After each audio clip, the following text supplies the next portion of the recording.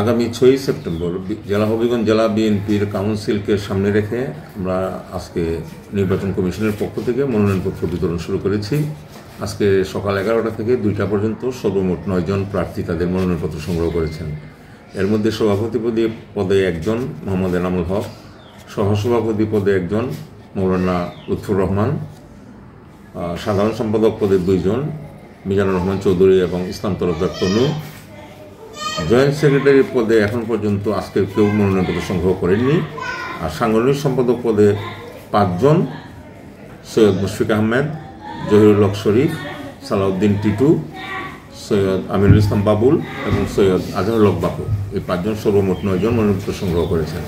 আমরা আগামীকাল আবার সকাল 11টা থেকে 2টা পর্যন্ত মনোনয়নপত্র বিক্রি করব এবং 27 তারিখে তারা মনোনয়নপত্র আমাদের নিকট জমা দেবে।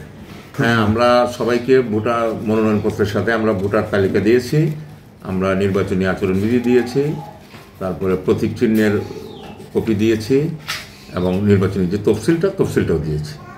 আমরা সব প্রার্থীকে এগুলো আমরা নির্বাচন কমিশনের পক্ষ থেকে সরবরাহ করেছি।